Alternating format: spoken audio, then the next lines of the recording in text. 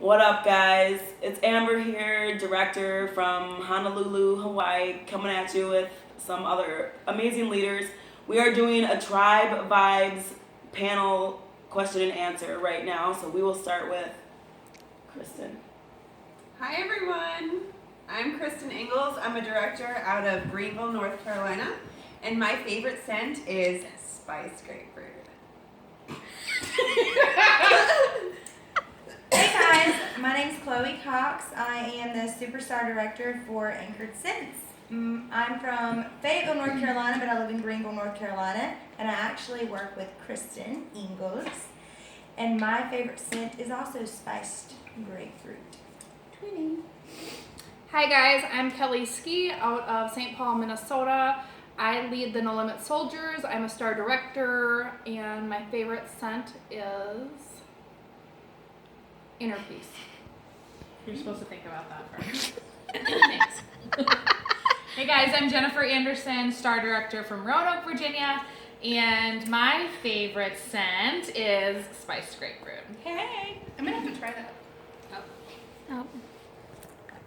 Last but certainly not least. Hey guys, I'm Michelle King. I am a star director from Greenup, Kentucky, and my favorite scent is blueberry cheesecake.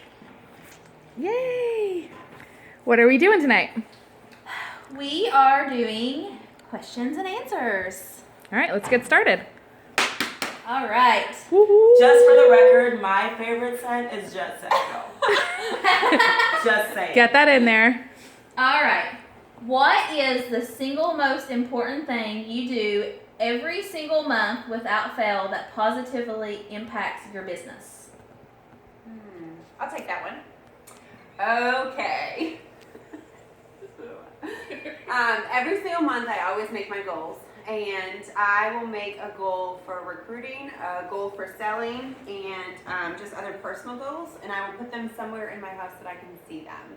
So that's something I do every single month without fail. Like It where? helps my business. Where do you put them? I will put them in my planner. I will write them down and put them on my fridge. Yes, honey. Can you give us a small goal that you've used? Sure. Okay. A small goal that I've used. Let's say so PRV every month I want to be at least at 2,000, and I want to consistently have 2 recruits every single month. All right. Fantastic. Next question.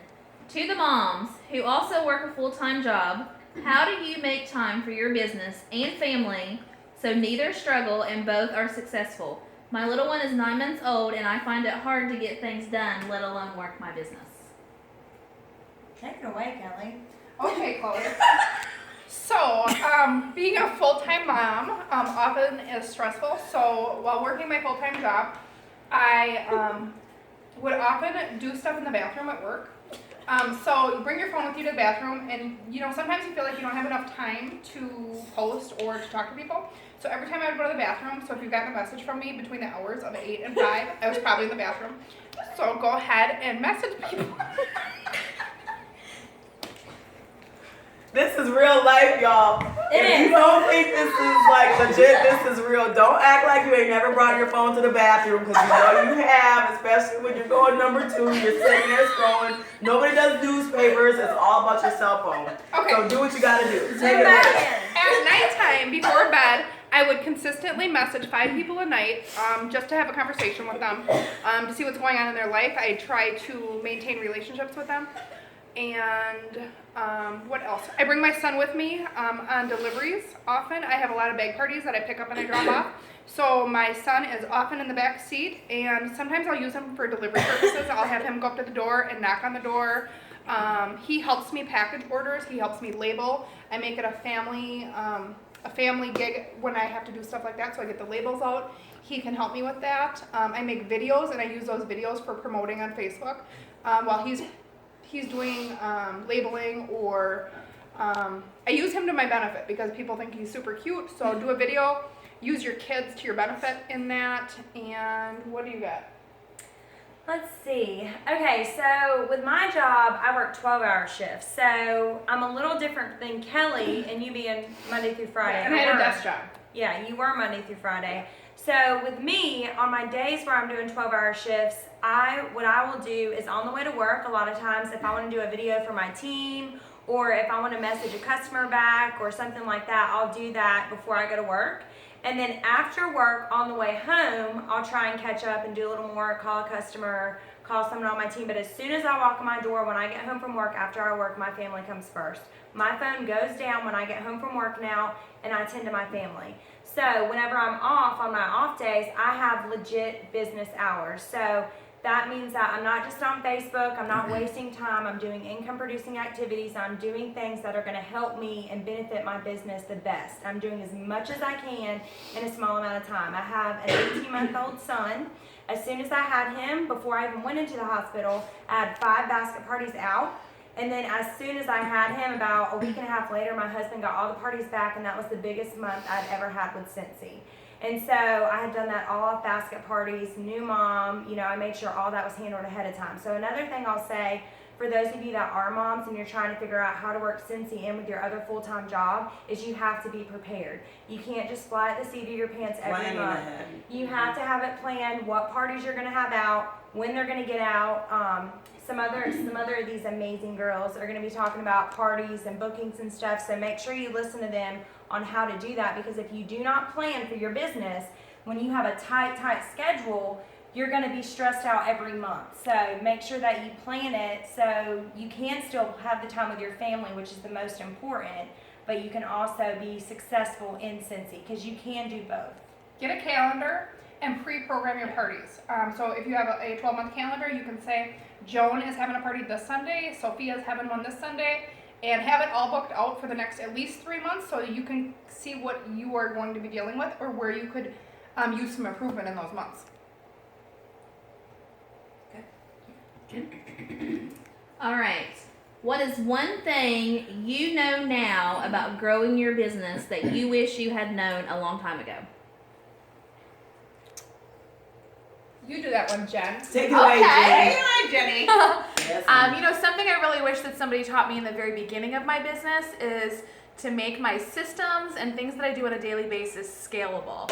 So basically what that means is whether I am selling 150 or 500 or 2,000 or 5,000 a month, or whether I have 1 recruit or 2 or 10 or 100, I want to be able to do the same things no matter what size my team is.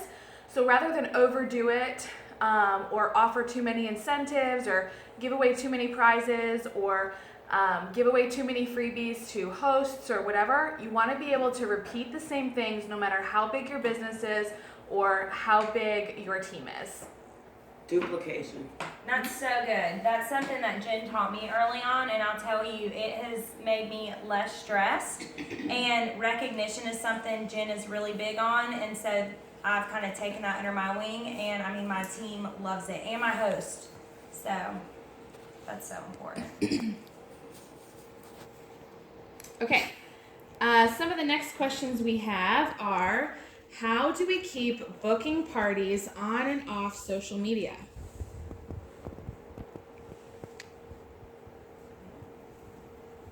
You should do that one, Kristen. Booking parties. Okay, so the main thing about booking parties is to ask people. Sometimes people get scared about numbers when I say things, but to me, we need to be asking 50 people a week. I know that sounds kind of crazy, but that's 10 people in 5 days. You can message 10 people a day, and literally it could take 10 minutes. All you have to do is copy and paste your post. It doesn't take that long. So I mainly just do basket parties, and the best thing to do is just ask people. There's nothing really else to it. To booking parties is just to ask people. ASK. Be the asshole. Be an asshole. For real. So with your basket parties, I'm the queen of basket parties because I had so much going on in my life over the past couple of years. I don't have time for home parties. So I started out with one basket party that you get basically when you join. Turn that into the basket party, and then as your business grows, you invest in another one. The mini tester set is the best investment that you will ever have. If you don't have one already, I suggest you get one. It also is a tax write-up. And then you have 2 parties going. So every week I would have 5 basket parties going around, and so you got to figure that's a $200 minimum if it's a average low party. But what I would do is I would have a schedule, like we talked about earlier, and on a Sunday morning I would go out and I'd say, this basket is going to be out 1 week. I will be back next Sunday to get this basket, give them a time period that I'll be there. I will then load my car up with my son, and I will have new catalogs that are already ready to go, new samples, new order forms to refill the bag with. So Saturday morning I'll go around and I will pick up all the bags. I'll take all the orders, the money out, and put whatever the hostess wants in her envelope, get it all ready, put it to the side. I then refill each bag party Sunday afternoon. Sometime I have a 2-hour period usually. I will go out and drop those bag parties off to the next people with the folder. I have directions in there. I have my story. We could even maybe later talk about what goes in a basket party, but I will then drop them off later that week, explain the same thing, so it's a continuous cycle and I have a continuous business going. I also do stuff for referrals, so if they refer somebody, they will be rewarded for that, which is my future business. Without referrals, your business will eventually die. I mean, you can have repeat customers, but you need new customers all the time. So you want to make sure that your referral bonus is something attractive that they want. You want to figure out what they want, what is going to get them to want to ask people to have parties. So, Chloe, what can you tell us about booking home parties? Oh my gosh. So I used to hate home parties, like literally hate home parties. And in the back of my head is something I heard. I remember Orville talked about a few years ago at my first ever convention. And literally all I remember him saying is, you have to have home parties. And it's been in the back of my head for years. So 2015, one of my goals was to have home parties. And I can tell you, the first thing I did was ask. I asked people if they wanted to have home parties. I made it seem like an actual party. Like if I knew that someone was moving into a new house, boom, let's do a housewarming party and let's incorporate Scentsy. During the holidays, all my parties were themed. So I like the theme parties, have everybody, I did like ugly candle contest, Christmas sweater parties, all kinds of themes that I did, and they loved that. So I created a sense of them feeling like they could have a get together, because most people our age, and really women in general, we don't do a lot together to just hang out with our friends. So once I got home parties booked, literally once I got the one, it was just, I mean, it just trailed out from there, because my goal then was, okay, I'm going to do this home party. I'm going to get at least 3 or 4 bookings, and I'm going to at least get 1 or 2 recruits. And that's been my focus on every single home party, and it's been really successful. And you're not going to upsell like you can in a basket party with a home party. It's only going to happen with a home party. You're not going to get that one-on-one conversation and relationship and getting face-to-face interaction. It's never going to happen with a basket party. 9 times out of 10, you're not going to see the people that are writing down the order forms unless you meet them to drop off their order form. You get way more connection, and connection is going to get them coming back to you, wanting to rebook, wanting to join, hearing your story face-to-face, being relatable, and it just really connects it more. So if you haven't done a home party, I really encourage you to just stop saying that you can't do it and change it to you can do it, and actually ask. Because I think you'll be surprised once you share it with people and ask people, you'll get more bookings and you're going to get more people to join. I love it. I get on I love it. Perfect. Go girl. Okay, so I think everybody wants to know all about recruiting. So can we all share maybe our best recruiting tip? Sure, go ahead and start, Jennifer. Okay. I think my biggest recruiting tip is to share your own story. In my opinion and in my experience over the last 5 years, recruiting, your own personal story is your most powerful tool. So there's a saying that goes, facts tell and stories sell. And so if someone asks you about joining and you tell them all the facts, like how much they make and how much they have to do every 3 months and what comes in their starter kit, it's just a bunch of information and it doesn't matter, but stories are what sell. So tell them how your Scentsy business has changed your life. Help them relate to you. Find something in their life that you can relate to your own story and use that story to your advantage.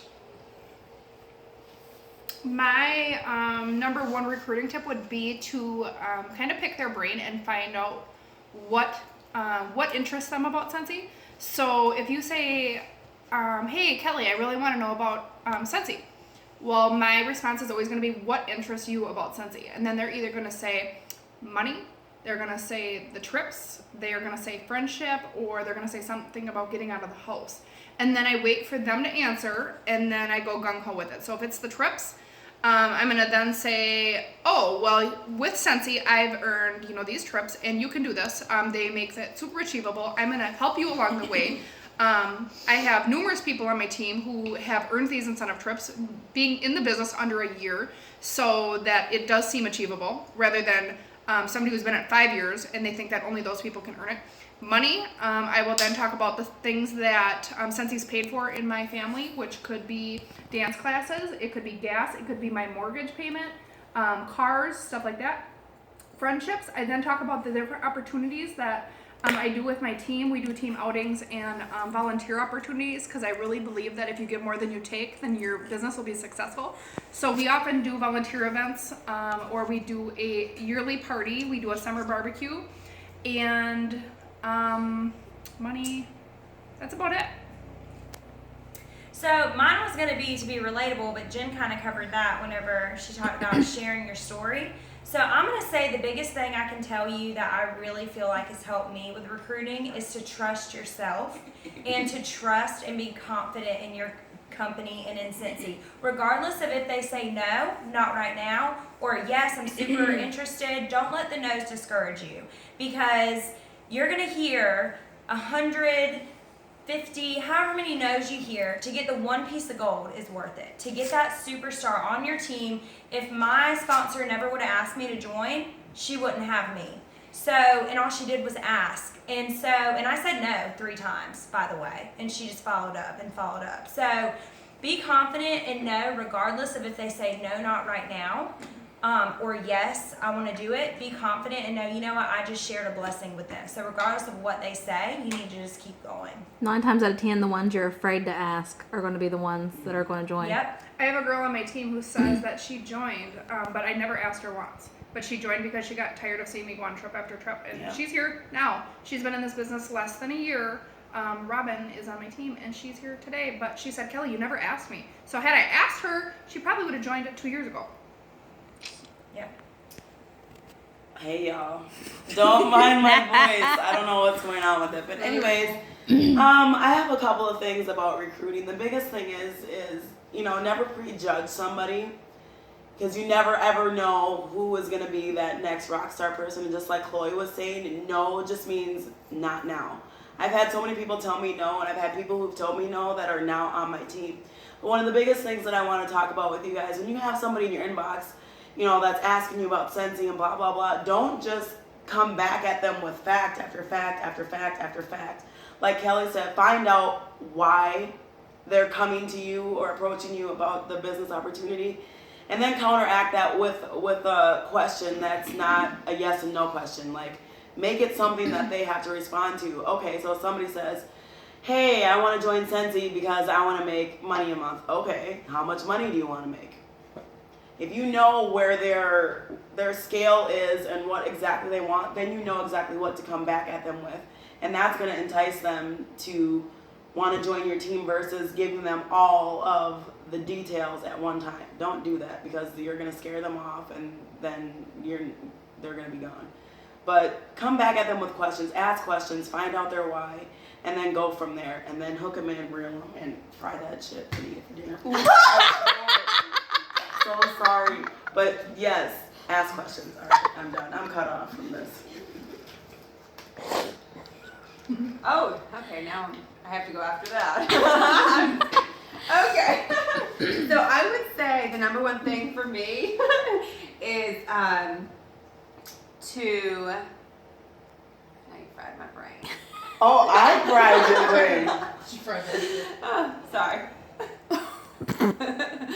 Is recruiting needs to be something that's culture to you. So it's not something that, you do it once in a while. As much as you ask people to book parties, you also need to be recruiting just as much, if not more. Good answer. Because recruiting is going to be what is going to make your business build the most. It's not, yes, of course, sales are important, but recruiting is 10 times more important. And you have to keep it fun. You have to keep recruiting fun, not like it's a job. Yeah.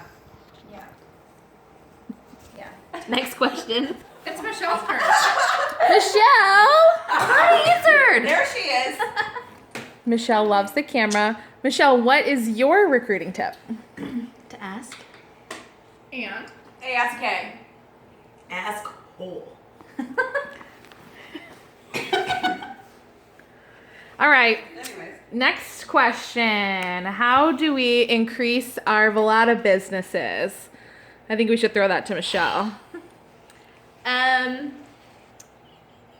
You have to ask it again. I incorporate it with my Facebook. Kind of find out who your food people are. Booties. So how did you do that? Whenever you relaunched your Velada, right? So what did you do? What were your goals? Like, what did you set in action?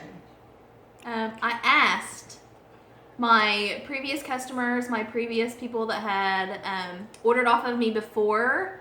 I literally just asked them and they told me yes. Interesting, you asked them. Asked. Do you guys see a common theme tonight? Ask. And can I just throw something in here? This is random. Throw it, Chloe. Let me just say, because I feel like this is important. Me and Kristen are nurses. When I went onto Kristen's floor 3 months ago, there were 7 people who sold Scentsy on that floor. You hear that? 7. Now, I come onto that floor. I don't tell anybody I sell Scentsy because I don't want them to know, because I'm like, oh, everybody knows. Everybody knows about the opportunity. I'm sitting next to a nurse one day. She had bought a warmer before, but she had no idea about the opportunity. And I recruited her on my 2nd week there, and there were 7 people on the floor who sold it. So do not ever think that everybody knows about it or too many people sell it. That's the biggest thing I'll say. That is the biggest lie. Because 5 miles down the road from me also, there's a superstar director. And we all do amazing. So Boom. I'm gonna add to your that. head. That girl right there, she told me no 2 or 3 times, and now she's sitting on the couch giving you advice with me. But she's told me no too. It's because she's a rock star. I know myself. That little boo right there. But I asked me. Really? I was Where is never that? asked. No. This one. Her. Is that all the questions? No, we got a couple more. Okay. Which one's next? Oh, while we're on the theme of recruiting, someone asked how to start recruiting conversations. I think so. Something that's easy to start recruiting conversations is always make sure that you ask an open-ended question. So not just like a yes or no, something where they have to give you an answer. So something I like to do is say, "What do you know about Scentsy?" They can't just say yes or no and walk away.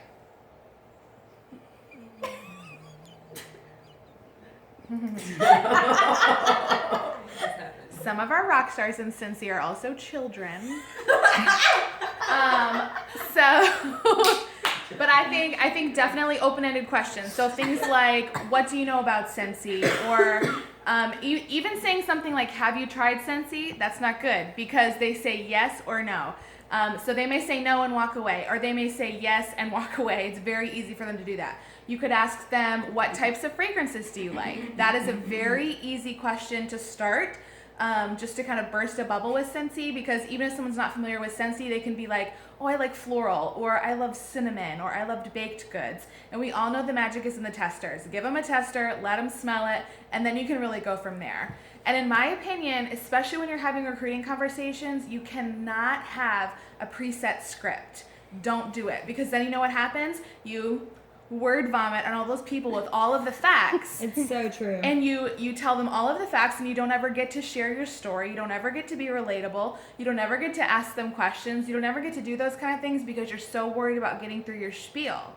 Instead, you need to be able to have those open-ended questions that you begin with, and then be able to go with the flow in the conversation. Be able to answer their real-life questions or point them, like Kelly said, to whether they're interested in money or trips or time away from home. You need to be able to tailor your recruiting conversation to them and what's important to them. All right. How do you keep your team motivated? Oh yeah, I'll answer that. But first, let me just tell you my favorite quote. by my friend Zig Ziglar. If you don't know who that is, I love Zig Ziglar. Google him, get to know him. Yes. But it says, people often say that motivation doesn't last. Well, neither does bathing. That's why it's recommended daily. So how do you stay motivated, right?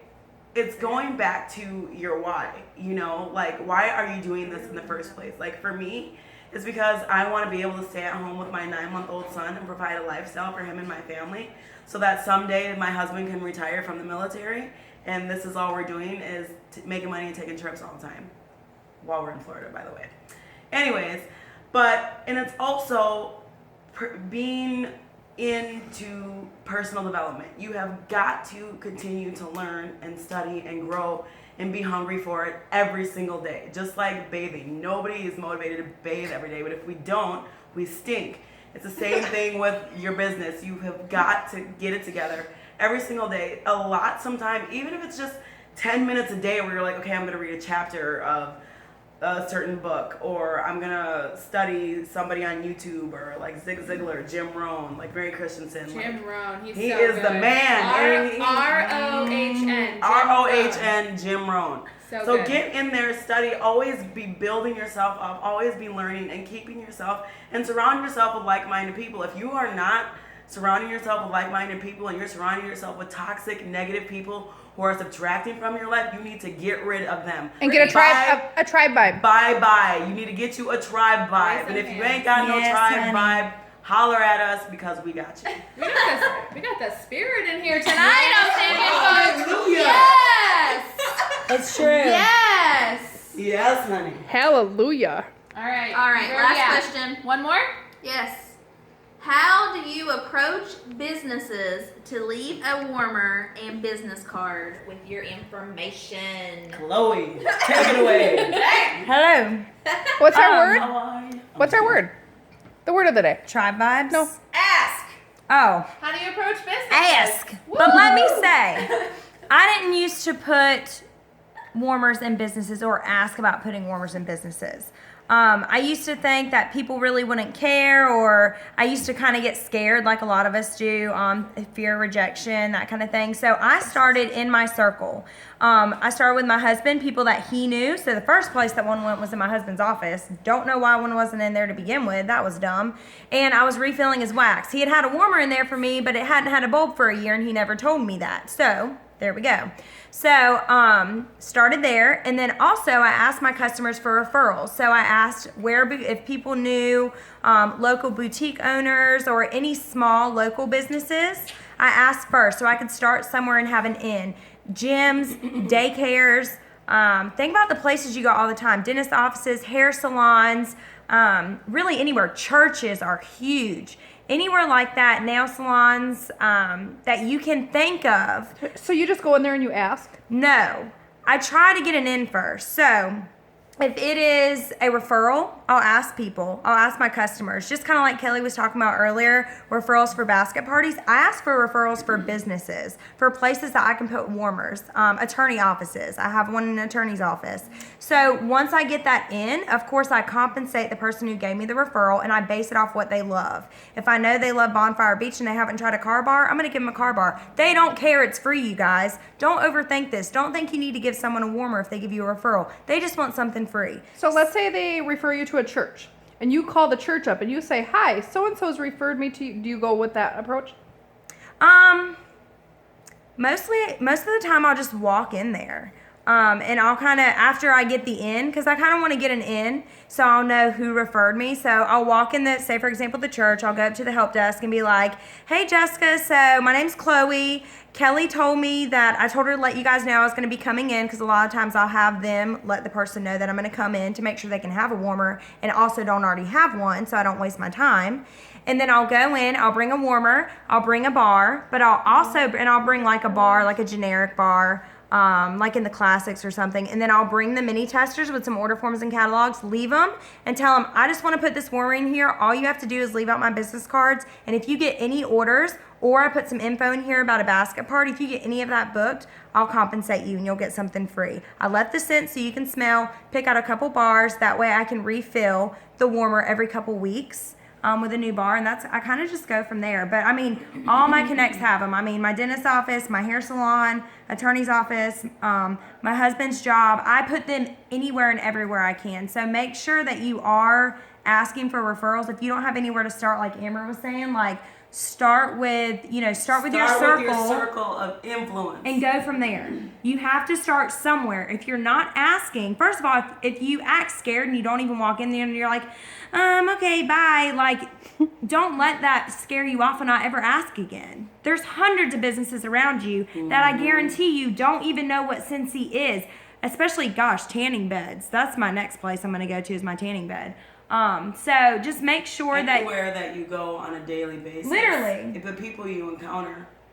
And I think the bottom line here, like these are all great questions that you guys have had, and I'm glad that we've all had an opportunity to go through this because it gave not only us a chance to evaluate and see what you guys are struggling with, but it also gave us an opportunity to bounce ideas off each other and continue to learn and grow in our businesses. But I think the bottom line here, whether it comes to recruiting, booking parties, putting products into a business, whatever the case may be, the thing you need to understand is it doesn't need to be complicated. Like, this is easy. The product sells itself. You don't have to be like a pedal pusher or being the car salesman. The thing of it is if you're afraid to venture out and talk to strangers, we're not asking you to do that. Start with who you know. You have a sister, brother, cousin, aunt, uncle, grandma, grandpa, friends, coworkers, anybody that you encounter. Your hair lady, we're wax ladies, right? You have a nail lady, you have a hair lady, you have a dentist, a doctor. Like, just ask people that you regularly come in contact with and don't make it complicated. And if you get a no or an objection from them, whatever it may be, whether that's if they want to book a party or join, okay, well, that's fantastic, no problem. Do you know somebody who likes their house to smell good? Do you know somebody who might want to make some money? You know, it's that simple. It doesn't have to be, you don't have to walk up to Joe Schmo on the street if you're not comfortable talking to Joe Schmo on the street. Talk to your cousin Susie and be like, girl, look, that's how me and Kelly started. She brought me on her first incentive trip to Costa Rica. And now here I am, and here we are together on another all expenses paid vacation. Hit up your best friend and be like, come on, girl, let's go. We're about to earn this trip for free. I will help you. Let's make some money. Boom. That's simple. So don't overcomplicate it. Stop being scared that you're going to lose your customers if you ask your family members to join. You're not. You'll venture off. I find new customers every month because I lose people because I flip parties. So. And one of the best things I can tell you is that everything you've learned tonight, everything we've taught you, none of it matters if you don't stay positive and if you don't keep going. No matter what happens, no matter what people say, you have to let it roll off your back and you have to stay positive. Do not allow yourself to go to a negative place. Do not allow negative people to drain energy from you. You choose to be positive. You choose to take 2016 by the horns. You choose to be in control of your business this year, and you choose to stay positive no matter what. We love you guys, and we hope you have an amazing 2016.